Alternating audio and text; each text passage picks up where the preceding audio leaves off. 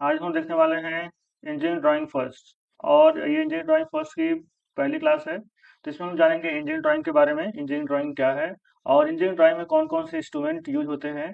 सबसे पहले आपको इंस्ट्रूमेंट मार्केट से परचेज कर लेना है, उसके बाद हम लोग ड्राइंग सीख सकते हैं। बिना इंस्ट्रूमेंट के इंजीनियरिंग ड्राइंग को लोग नहीं सीख सकते हैं। तो सबसे पहला काम है, आप समझिए कि इंजीनियरिंग ड्राइंग क्या है, उसके अंतर्गत क्या क्या पढ़ा जाता है और क्यों पढ़ा जाता है। उसके बाद हम लोग जानेंगे इंजीनियरिंग ड्राइंग में कौन कौन से इंस्ट्रूमेंट प्रयोग होते हैं और इन सारे इंस्ट्रूमेंट को आपको मार्केट से परचेज कर लेना है। ठीक है, तो इंजीनियरिंग ड्राइंग फर्स्ट का ये जो है फर्स्ट लेक्चर है, इसको हम स्लाइड पे बता रहे हैं। बाकी आगे की क्लास आपको हम ड्रा करके ड्राइंग बोर्ड पे बनाते हुए आपको सिखाएंगे। ठीक है, तो आपको यहाँ पे हर एक चीज़ समझ में आने वाली है बहुत अच्छे से। तो चैनल को सब्सक्राइब कर लीजिए ताकि आपको पूरी इंजीनियरिंग ड्राइंग यहाँ से पढ़ाई जा सके। ठीक है, तो आइए स्टार्ट करते हैं। सबसे पहले हम लोग को ये जानना है कि इंजीनियरिंग ड्राइंग हम लोग पढ़ते क्यों हैं। ठीक है, इंजीनियरिंग ड्राइंग होता क्या है। तो सबसे पहले ये जान लीजिए कि इंजीनियरिंग ड्राइंग, जैसे कि नाम ही मान चला इंजीनियरिंग ड्राइंग, तो ड्राइंग यहाँ पे क्या है, ड्राइंग यहाँ पे एक लैंग्वेज है, एक भाषा है। ठीक है, जैसे ही हम लोग कुछ सोचते हैं कोई प्रोजेक्ट बनाने के लिए या फिर कोई काम करने के लिए, तो तैसे ही क्या करते हैं, कॉपी और पेन लेकर के हम रफ अपने हाथों से ऐसे ही कुछ भी ड्रा करके उसको समझने की कोशिश करते हैं। ठीक है, यानी कि ड्राइंग बनाने की कोशिश करते हैं जो हमारे विचारों में आ रहा होता है। तो इसी टेक्निक को हम लोग कहते हैं इंजीनियरिंग ड्राइंग। तो ऐसा ड्राइंग बनाते हैं जो कि सारे इंजीनियर्स उसको समझ सकें। ठीक है, इंजीनियरिंग ड्राइंग क्या है, एक यूनिवर्सल लैंग्वेज है कि चाहे आप इंडिया के हो चाहे इंडिया के बाहर के हो, तो इंजीनियरिंग ड्राइंग अगर आपने पढ़ रखी है तो ड्राइंग के माध्यम से आप अपनी बातों को जो है, हाँ, दूसरे इंजीनियर्स को भी समझा सकते हैं। तो इसी अंदर कहा गया है engineering drawing is the language of engineers. Engineering drawing क्या है, एक भाषा है इंजीनियर्स की। जैसे कि अगर आप बताना चाहते हैं कि किसी भवन का मैप, उसका नक्शा कैसा रहेगा, तो इंजीनियरिंग ड्राइंग से ड्रा कर सकते हैं। किसी मैकेनिकल पार्ट या फिर मशीन का को डिजाइन करना है तो इंजीनियरिंग ड्राइंग से ड्रा करके दूसरे को भी समझा सकते हैं, जो इंजीनियर है उसको अच्छे से समझ सकता है। इसी प्रकार से शहर हो गया, गांव हो गया, या फिर रोड हो गया, या फिर पुल हो गया, उन सब का भी ड्राइंग करके आप दूसरों को अपनी उस भाषा को उसमें लिख करके समझा सकते हैं। दूसरे जो इंजीनियर हैं जो किसी भी कंट्री से बिलोंग करते हैं, वो इस भाषा को समझ जाएंगे। अगर यही आप अपनी भाषा में, हिंदी में, उर्दू में, मराठी में अगर ऐसे लिखेंगे आप, तो ये भाषा जो है सभी लोग पढ़ने और समझने के लिए सक्षम नहीं होंगे। इसीलिए कहा गया है, यहाँ पे लिखा गया ये line, engineering drawing is the graphical language of engineers. Engineering drawing is the language of engineer. Engineering drawing क्या है, इंजीनियरों की भाषा है। तो हम लोगों ने क्या जाना है यहाँ पे, इंजीनियरिंग ड्राइंग क्या काम करता है और इंजीनियरिंग ड्राइंग भाषा क्यों कहा गया, लैंग्वेज क्यों कहा गया है, ये भी हम लोगों ने यहाँ पे समझा है। तो ये क्वेश्चन आपके एग्जाम में लिखने के लिए नहीं आता है, लेकिन आपको ये समझ लेना है, जान लेना है बस। ठीक है, आगे बढ़ते हैं। अब हम देखेंगे क्लासिफिकेशन। किसका क्लासिफिकेशन है, ये इंजीनियरिंग ड्राइंग का क्लासिफिकेशन है। इंजीनियरिंग ड्राइंग को किस प्रकार से क्लासीफाई किया जा सकता है, तो देखेंगे सबसे पहला हम लोग का है ज्यामिति आरेख। ठीक है, ज्योमेट्रिकल ड्राइंग। तो ज्योमेट्रिकल ड्राइंग दो प्रकार की होती है, पहला है समतल ज्यामिति आरेख, दूसरा है ठोस ज्यामिति आरेख, यानी कि plane geometrical drawing and solid geometrical drawing. उसके बाद हम जानते हैं क्या है, मैकेनिकल और machine drawing, civil drawing, electrical drawing and electronics drawing. तो मैकेनिकल ड्राइंग का प्रयोग क्या करते हैं, मशीन टूल बनाने के लिए, मशीनरी बनाने के लिए, सिविल के लिए भवन बनाने के लिए, पुल और फिर रोड की ड्राइंग करने के लिए, इलेक्ट्रिकल इलेक्ट्रिकल इंस्ट्रूमेंट डिजाइन करने के लिए। ठीक है, और ये इलेक्ट्रॉनिक इंस्ट्रूमेंट डिजाइन करने के लिए या फिर यहाँ पे वायरिंग वगैरह करने में भी इसका उपयोग किया जाता है ड्राइंग का। तो ये इसका क्लासिफिकेशन है जो आपको समझ लेना है। ऐसे क्वेश्चन एग्जाम में बहुत ही कम पूछे जाते हैं। अब ये इंपॉर्टेंट क्वेश्चन है कि इंजीनियरिंग ड्राइंग में प्रयोग होने वाले इंस्ट्रूमेंट के नाम बताइए। तो ये इंपॉर्टेंट है, आपसे एग्जाम में पूछे भी जाते हैं, तो इसको याद कर लीजिएगा और उसको अपने कॉपी में नोट भी कर लीजिएगा। और यही सारे इंस्ट्रूमेंट आपको मार्केट से खरीदने भी हैं, तो ये आपको याद भी रहेंगे। कौन कौन से इंस्ट्रूमेंट आपको यूज करने हैं इंजीनियरिंग ड्राइंग में, सबसे पहले ये जान लेते हैं। इसके बाद हम लोग ये जानेंगे कौन कौन से इंस्ट्रूमेंट है आपको मार्केट से लेना है और कौन सा नहीं लेना है। देखिए, जैसे एग्जाम पूछा जाएगा कि इंजीनियरिंग ड्राइंग में प्रयोग होने वाले इंस्ट्रूमेंट के नाम लिखिए, तो ये सारे इंस्ट्रूमेंट आपको लिख देना है। कौन कौन से इंस्ट्रूमेंट है, पहला है ड्राइंग बोर्ड। ठीक है, ड्राइंग बोर्ड क्या होता है, ड्राइंग बोर्ड एक इस प्रकार के बोर्ड होता है, सबको डिटेल में देखा जाएगा। ड्राइंग बोर्ड जिसपे हम ड्राइंग शीट लगा करके क्या करते हैं, ड्राइंग को बनाने का काम करते हैं। ठीक है, ड्राइंग शीट जिसपे हम लोग ड्राइंग को बनाते हैं, पेपर है ये। और तीसरा है टी स्क्वायर। टी स्क्वायर का प्रयोग किया जाता है जो है हॉरिजेंटल या फिर वर्टिकल या फिर इंक्लाइन, इंक्लाइन नहीं, हॉरिजेंटल और वर्टिकल लाइन खींचने के लिए। इंक्लाइन खींच सकते हैं बस सेट स्क्वायर का यूज करके। ठीक है, चौथा है सेट स्क्वायर। सेट स्क्वायर आपने देखा होगा, इस प्रकार से दो त्रिभुज होता है इसमें, ठीक है। इसको हम लोग क्या कहते हैं, सेट स्क्वायर कहते हैं। एक में 30 और 60 डिग्री का कोण बनता है, और एक में 45 और 45 डिग्री का कोण बनता है। ठीक है। पांचवा इंस्ट्रूमेंट क्या है, मिनी ड्राफ्टर। मिनी ड्राफ्टर का प्रयोग क्या किया जाता है, वर्टिकल और हॉरिजॉन्टल और किसी एंगल पे लाइन को खींचने के लिए।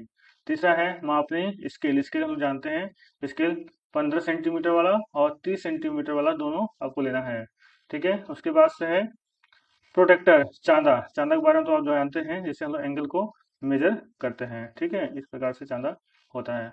उसके बाद आठवां है उपकरण box, instrument box. Instrument box में जैसे कि कंपास होता है। ठीक है, तो आपको इंस्ट्रूमेंट बॉक्स नहीं लेना है, जब मार्केट में जाएंगे तो कंपास बॉक्स आपको लेना है। ठीक है। नौवां है फ्रेंच कर्व, जिससे कर्व खींचने के लिए काम लाया जाता है। 10वां है ड्राइंग पेंसिल, जो कि काफी इंपॉर्टेंट है। इसमें से आप 2H, एच, HB और एक पेंसिल और बी ले लीजिएगा, जो कि मोस्टली यूज होता है। Pencil, cutter. कटर और रबर तो आप लेंगे ही लेंगे। ठीक है, कटर रबर भी आपको इसमें लिखना है। और 13 है ड्राइंग बोर्ड क्लिप, आपको लेना है ताकि ड्राइंग बोर्ड पर ड्राइंग शीट को अटैच किया जा सके। ड्राइंग बोर्ड क्लिप इस प्रकार से आती है, तो इसको भी आपको लेना है। इसके बाद से है क्लोग्राफ, ये आपको नहीं लेना है, लेकिन इंस्ट्रूमेंट है तो आपको लिख लेना है। और 15वां है डस्टर, मतलब एक रुमाल आपके पास होना चाहिए इसको साफ करने के लिए। ठीक है, तो इन सबको साफ कर लेते हैं। अब हम देखते हैं कौन कौन से इंस्ट्रूमेंट आपको इसमें से परचेज करना है, कौन से इंस्ट्रूमेंट आपको परचेज नहीं करना है। ये बहुत इंपॉर्टेंट है, ध्यान से इसको देखिए।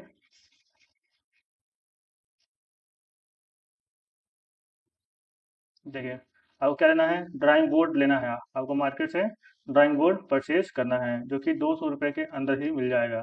उसके बाद ड्राइंग शीट लेना है। ड्राइंग शीट आप कम से कम 10 पीस ले लीजिएगा, जो कि 10 रुपये के हिसाब से मिलेगा, यानी कि 100 रुपये का ड्राइंग शीट आपको मिल जाएगा। टी स्क्वायर नहीं खरीदना है, इसका यूज हम लोग अब नहीं करते हैं। सेट स्क्वायर आप लेंगे, जो कि 35 से 40 रुपये का मिलेगा, बड़ा वाला सेट स्क्वायर लेंगे। ठीक है। और मिनी डाउटर लेंगे। मिनी डाउटर जो है आपको 180 रुपया से 200 रुपये के बीच में मिलेगा। और स्केल, जो कि छोटा वाला जो है 5 रुपया, बड़ा वाला 10 या फिर 12 का मिलता है। प्रोटेक्टर, जो कि 5 रुपये का आपको मिलेगा। ठीक है। इंस्ट्रूमेंट बॉक्स, जो कि 110 रुपये से लेकर के 140 रुपये तक के बीच में मिलेगा। फ्रेंच कर्व आपको 20 रुपया से 30 रुपये का मिलेगा। पेंसिल, ड्राइंग पेंसिल 5 रुपये की आती है, 5 से 6 रुपये में देते हैं।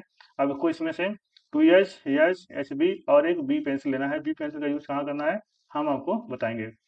इन सारी पेंसिलों का यूज कहाँ पे कब करते हैं, ये हम लोग आगे पढ़ेंगे। उसके बाद से पेंसिल कटर, पेंसिल रबड़, ये आपको लेना है। ड्राइंग बोर्ड क्लिप लेना है, या फिर सेलो टेप लेना है। ठीक है। उसके बाद से एक रुमाल आपको रखना है अपने पास, ताकि ड्राइंग शीट को गंदा होने से बचाया जा सके। ठीक है। इतनी सारी चीजें आपको नोट कर लीजिए, आपको मार्केट से परचेज करनी है। इसके अलावा अगर आप खरीदना चाहें तो एक आता है रोलिंग स्केल, ये ले सकते हैं, जो कि 100 रुपये के आसपास की आएगी। तो इसका प्रयोग करना भी हम आपको सिखाएंगे। अगर नहीं भी लेते हैं तब पर भी कोई बात नहीं है। ठीक है, तो ये इंस्ट्रूमेंट नोट कर लीजिए, ये इंस्ट्रूमेंट आपको मार्केट से परचेज करना है। अब आगे बढ़ते हैं। जो ड्राइंग बोर्ड की हम लोग बात कर रहे थे, वो ड्राइंग बोर्ड ये है। ठीक है, ये ड्राइंग बोर्ड, इसका प्रयोग क्या किया जाता है, ये ड्राइंग बोर्ड उल्टा दिखाया गया, आपको पलट करके दिखाया गया है।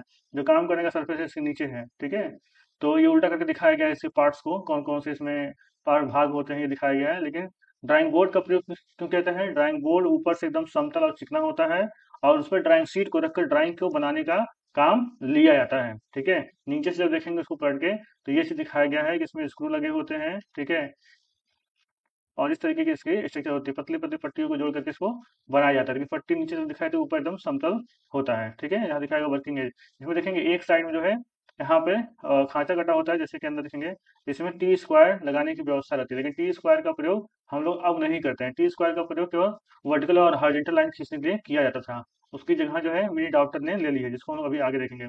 अब बोर्ड किस साइज का प्रयोग किया जाता है, बोर्ड हम लोग प्रयोग करते हैं B2 साइज का। B2 साइज क्या है, आगे देखिए। यहाँ पे ड्राइंग बोर्ड के अलग अलग साइज दिए गए हैं, जैसे B0 तो 1500 x 1000, ये सब मिलीमीटर में है। और इसकी मोटाई कितनी, थिकनेस कितनी, 25 mm। इसी प्रकार से हम लोग क्या करते हैं, यहाँ पे B2 ड्राइंग बोर्ड का प्रयोग करते हैं। ठीक है, इस ड्राइंग बोर्ड का प्रयोग हम लोग करते हैं B2 का, जिसकी जिसकी साइज क्या होती है, 700 x 500 mm इसकी साइज होती है। और ड्राइंग बोर्ड की मोटाई 15 mm होती है। इस ड्राइंग बोर्ड का प्रयोग हम लोग करते हैं, यही ड्राइंग बोर्ड आपको लेना भी है। आगे देखते हैं ड्राइंग सीट। ठीक है, ड्राइंग सीट मतलब हम लोग साधारण भाषा में से चार्ट पेपर कहते हैं। उसी चार्ट पेपर को हम लोग यहाँ पे इंजीनियरिंग में ड्राइंग शीट के नाम से जानते हैं। ठीक है, तो ड्राइंग शीट कैसे होनी चाहिए? ड्राइंग शीट एकदम सफेद होनी चाहिए और ऐसी होनी चाहिए कि अगर उसको रबड़ से मिटाया जाए तो उसका रेशा ना निकले। ठीक है, और जब पेन से लिख रहे हैं तो उसमें स्याही ना फैले। ये सारी चीजें इसमें क्वालिटी होनी चाहिए। ड्राइंग शीट की यहाँ पे अलग अलग माप दिखाई गई है। तो यहाँ पे लोग ड्राइंग शीट जो यूज करते हैं वो A2 ड्राइंग शीट यूज करते हैं। ठीक है, A2 ड्राइंग शीट मतलब ये साइज आपके ड्राइंग शीट की होनी चाहिए। ठीक है, यहाँ पे A2 और कुछ कुछ जहाँ पे A3 ड्राइंग शीट का भी प्रयोग किया जाता है। तो हम लोग A2 साइज के ड्राइंग शीट को परचेज करेंगे मार्केट से। जैसे ड्राइंग शीट आप बोलेंगे तो वो समझ जाएगा। अगर ड्राइंग शीट नहीं समझता है तो आप चार्ट पेपर ले लीजिएगा सफेद, वही आपका ड्राइंग शीट होगा। ठीक है, आगे बढ़ते हैं। देखिए, टी स्क्वायर जिसकी बात कर रहे हैं वो आ गया, ये है टी स्क्वायर। ठीक है, टी स्क्वायर का प्रयोग क्या करते हैं? हॉरिजेंटल, ये हॉरिजेंटल और ये हॉरिजेंटल और वर्टिकल लाइन खींचने के काम में आता है। केवल इस प्रकार से या फिर इस प्रकार के लाइन खींचने के काम आता है। ठीक है, इसका प्रयोग हम लोग पहले करते थे, अब इसका प्रयोग नहीं करते। इसके इस वाले सिरे को क्या करते थे? ड्राइंग बोर्ड में लगा देते थे। इस ड्राइंग बोर्ड में इसको लगाने की व्यवस्था होती थी और इसको सरका करके, जैसे आगे में देखेंगे, ये देखिए, ये है, ये हमारा क्या है? टी स्क्वायर, जिसको ऊपर करके जो है समांतर लाइन इस तरह खींचे जाते थे। नीचे करेंगे तो खींचे जाएंगे। अगर किसी एंगल पे खींचना है तो हम लोग एंगल पे खींचने क्या करते हैं? सेट स्क्वायर का प्रयोग करते हैं। ये क्या है? ये सेट स्क्वायर है। सेट स्क्वायर जैसे 60 डिग्री है, 60 डिग्री लाइन खींचना है तो इस तरीके से खींच लेते हैं। 30 डिग्री खींचना है 10 खींच लेंगे। ठीक है, यानी कि जो टी स्क्वायर है इसे हॉरिजेंटल और वर्टिकल लाइन खींची जाती है। लेकिन जब सेट स्क्वायर का प्रयोग करेंगे तो हम एंगल पे भी, किसी एंगल पे भी जो है हम खींच सकते हैं। जो एंगल सेट स्क्वायर से बनेगा उसी पे खींच सकते हैं। जैसे कि यहाँ बताया गया 30, 60 और 90 डिग्री पर खींच सकते हैं। अगर 45 वाला यूज करें तो 45 और 90 पे खींच सकते हैं। और अगर जो दो सेट स्क्वायर का प्रयोग करके खींचेंगे तो क्या क्या खींच सकते हैं? यहाँ 15 डिग्री खींच सकते हैं, इस प्रकार इसको अरेंज करके 75 डिग्री खींच सकते हैं और 105 डिग्री का इंक्लाइन लाइन खींच सकते हैं। ऐसा नहीं है कि इसमें हम लोग 35 डिग्री, 36 डिग्री या फिर 48 डिग्री ऐसे नहीं खींच पाएंगे। ये सब खींचने के लिए हम लोग क्या करेंगे? मिनी डाप्टर का प्रयोग करेंगे, जिसे हम लोग शॉर्ट में MD भी कहते हैं। तो आपको समझ में आ गया होगा टी स्क्वायर का प्रयोग किस लिए किया जाता था, अब नहीं किया जाता है। इसकी जगह में मिनी डाप्टर ने ले ली है।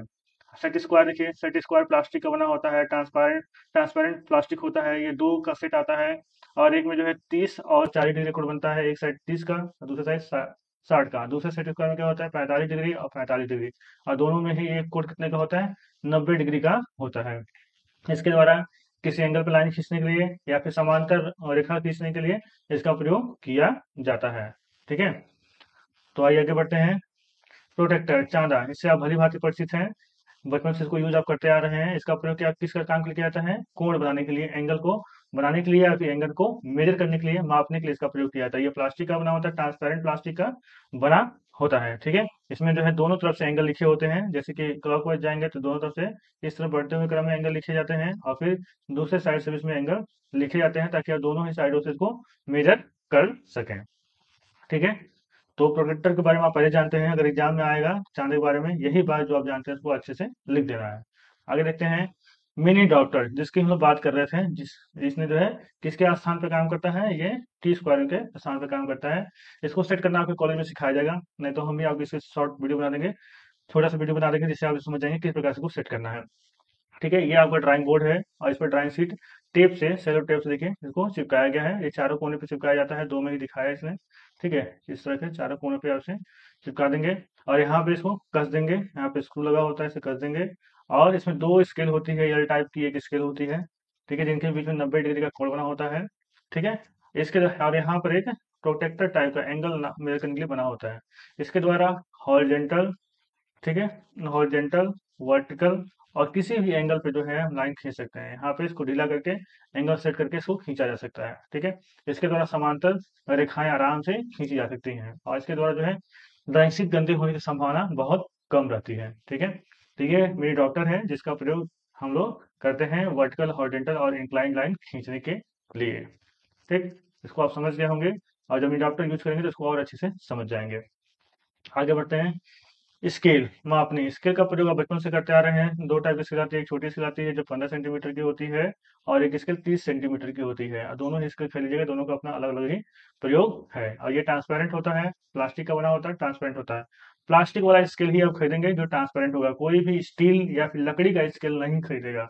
उससे आपका काम करता ही नहीं होगा। हीरो बनने की जरूरत नहीं है कि आप स्टील का स्केल ले लिए, ऐसा आपको नहीं करना है। आपको ट्रांसपेरेंट स्केल का ही प्रयोग करना है, इस बात का विशेष ध्यान रहे।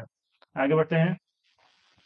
आगे देखते हैं instrument box, drawing instrument box. Drawing instrument box आपको मेनली वो लेना है जिसमें कि कंपास होता है, जिसमें लंगड़ा प्रकार होता है। इसमें दो कम आप चीजें मिलेंगी, एक डिवाइडर मिलेगा और एक कंपास मिलेगा। डिवाइडर में दोनों तरफ क्या होता है, स्टील की जो है नोक लगी होगी, और कंपास में क्या होगा, एक तरफ नोक लगा होगा स्टील का, और दूसरी तरफ आपको पेंसिल की लीड लगानी होगी।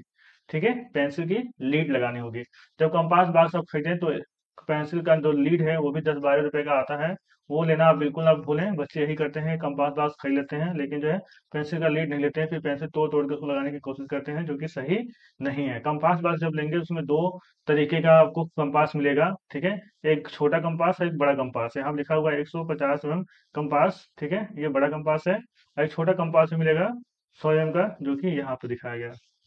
ठीक है, तो दोनों कंपास का अपना अलग अलग प्रयोग है। ठीक, छोटा कंपास जब 25 mm तक का सर्किल या फिर रेडियस तक खींचना हो तो भी प्रयोग किया जाता है। उससे बड़े के लिए बड़ा कंपास हम लोग प्रयोग करेंगे। तो दोनों ही कंपास आप कंपास बॉक्स में होंगे, इंस्ट्रूमेंट बॉक्स में होंगे, तो दोनों का प्रयोग हम बताएंगे किस प्रकार से करना है आपको। और कंपास का प्रयोग किया क्या किया जाता है, आर्क बनाने के लिए, ठीक है, सर्किल ड्रा करने के लिए, इन सब कामों के लिए क्या किया जाता है, कंपास का प्रयोग किया जाता है। इससे आप भली भांति परिचित हैं, बचपन से ही इसका प्रयोग आप करते आ रहे हैं। देखिए यहाँ पे कुछ स्पेशल टाइप के कंपास दिखाए गए हैं। जब महंगा कंपास बॉक्स खरीदेंगे 4 से 500 का, तो ये सारे कंपास बॉक्स आपको मिलेंगे, जो आपको लेने की आवश्यकता नहीं है फिलहाल। तो आप जो है 100, 110, 120 वाला कंपास ले लेंगे, उतने से ही आपका काम चल जाएगा। अब आती है बात फ्रेंच कर्व की। तो फ्रेंच कर्व जैसा कि आपको दिखाई दे रहा है, ये है फ्रेंच कर्व, जो अनियमित आकृति का होता है। मार्केट में जाएंगे 2-3 टाइप का आपको फ्रेंच कर्व दिखाई देगा, उसमें से तीनों चाहे तो ले लें या फिर कोई एक ले लें। तो उससे फ्रेंच कर्व का प्रयोग क्या होता है, जब अनियमित आकृति में जो आपको कर्व खींचना होता है, तो उस कर्व को खींचने के लिए फ्रेंच कर्व का प्रयोग किया जाता है। किस प्रकार से इसका प्रयोग किया जाएगा, हम अपने आगे की वीडियो में इसका प्रयोग करके आपको बताएंगे कि फ्रेंच कर्व किस प्रकार से प्रयोग किया। जहां पर फ्री हैंड खींचना मुश्किल हो, हाथ से खींचेंगे आप ड्राइंग खराब हो जाती है, तो वहां पर फ्रेंच कर्व की मदद लेकर के ड्राइंग को बनाया जाता है। ठीक है, अब बात आती है पेंसिल की, ड्राइंग पेंसिल की। पेंसिल देखिए बहुत से बच्चे ये करते हैं, हमने देखा है कि पेंसिल में क्या करते हैं, कोई भी पेंसिल उठा के ले चले आते हैं। अप्सरा एक्स्ट्रा डार्क ले लेंगे, या फिर नटराज ले लेंगे, या फिर कैमल का ले लेंगे, कोई भी जो है पेंसिल यूज करते हैं। आपको कोई भी पेंसिल यूज नहीं करना है। ठीक है, आपको ध्यान रखना है कौन कौन सी पेंसिल यूज करना है। आपको 2H pencil, H pencil, HB और एक बी पेंसिल ले लेना है। ठीक है, इन्हीं पेंसिलों का यूज हम लोग ड्राइंग में अपने करेंगे।